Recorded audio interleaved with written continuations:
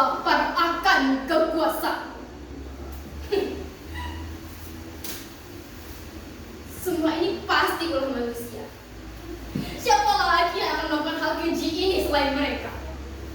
Satu-satunya makhluk yang dikaruniai akal untuk berpikir. Apakah mereka benar-benar menggunakan akal mereka untuk berpikir tentang apa yang mereka lakukan terhadap kami? Katanya, mereka terlahir dengan hati nurani dan rasa empati. Namun, apakah hal itu benar-benar nyata adanya? Atau hanya dimiliki oleh segelintir manusia saja? Oh, atau mungkin tidak sama sekali. Aku heran. Sungguh aku heran. Apakah mereka tidak merasa malu kepada kami yang hanya memiliki julukan hewan tercerdas di dunia? Sungguh aku heran. 98,7% DNA kami mirip dengan mereka. Tapi tak pernah sekalipun terpikirkan olehku untuk merebut rumah hewan-hewan lain. Padahal kami tinggal di depan sana. Sekali lagi, keberadaan hati nurani mereka benar-benar patut dipertanyakan.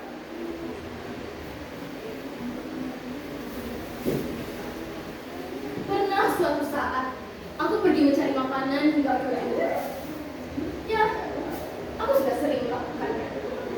Namun, kali ini rasa begitu berbeda. Aku merasa hutan ini semakin sempit. Seharusnya ujung hutan masih jauh dari sini. Saat sedang berpikir itu, di ujung mata, aku melihat keberadaan manusia. Tampak ia sedang mengamati tumpukan kayu yang berada di sana. Saat mendekat, aku terdiam melihat tumpukan kayu yang jauh lebih banyak dari apa yang kulihat dari kejauhan. Dengan hati, aku bertanya kepadanya, maaf, untuk apa kayu-kayu ini dan mengapa begitu banyak tumpukan kayu di sini? Mengapa hutan ini terasa semakin sempit? Ia mulai ke arah dengan berkacak pinggang sekaligus tertawa tipis. Kau tunggu saja, nanti kau juga akan tahu sendiri kok.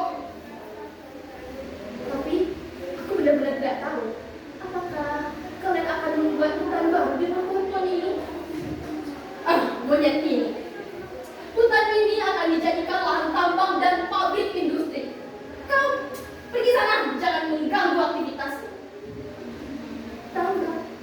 Pabrik? Apakah itu semacam tempat tinggal? Dan apakah kalian akan membebat habis hutan untuk itu? Jika iya, lantas kami harus tinggal di mana lagi? Oke, baik, jelaskan kepadamu. Hutan ini akan dialihfungsikan menjadi lahan tambang dan pabrik industri. Kali nantinya akan dibuatkan sebuah penangkaran satwa oleh pemerintah berseragam rapi. Di sana terdapat banyak sekali makanan. Di sana juga tidak ada ancaman sama sekali. Kalian tidak perlu lagi berkeliling mencari makanan hingga ujung hutan. Di sana juga terdapat pohon-pohon yang rimbun yang dapat kalian jadikan rumah nanti. Begitulah ucap bajingan yang menggunakan hewan kuning. Dia tersenyum, tapi tatapannya dingin.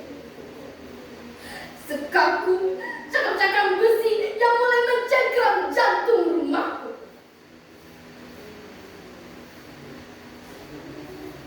Saat sedang menunggu harapan digerakkan, aku dikejutkan oleh sebuah pelanggaran busuk yang dilakukan oleh makhluk keji. Kalian tahu berita monyet kecil yang mati karena dipukul karena dianggap mengganggu tidur manusia? Kalian tahu berita itu? Ya Allah, keponakanku yang memiliki harapan di dalam bola mata coklat. Namun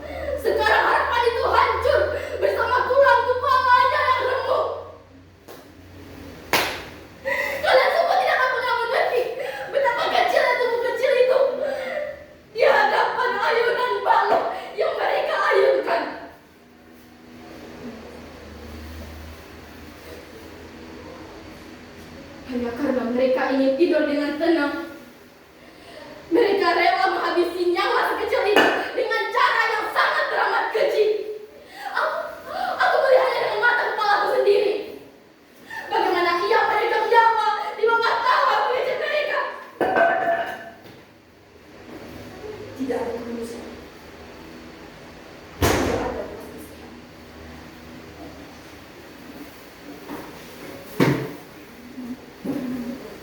Sekarang aku hanya berharap dan hari itu tidak berada. Karena di rumah sendiri pun kami tidak akan pulang. Tapi lihatlah, sudah berapa kali matahari terbit dan tenggelam sejak janji itu diucapkan. Tanah-tanah semakin gundul, lubang-lubang tambang semakin menganga, seakan tidak bisa disembuhkan lagi. Tapi di mana rumah baru yang mereka janjikan itu?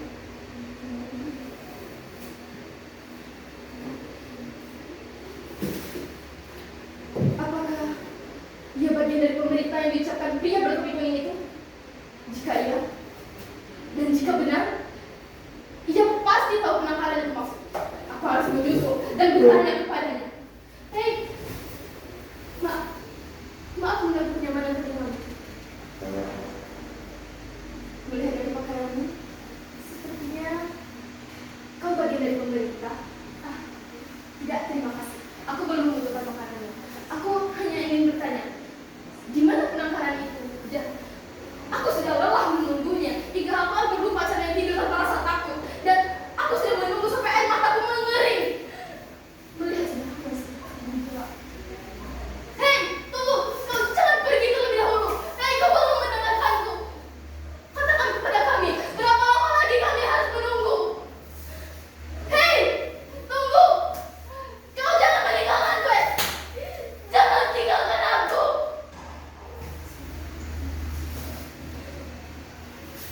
Tolong dengar sebentar.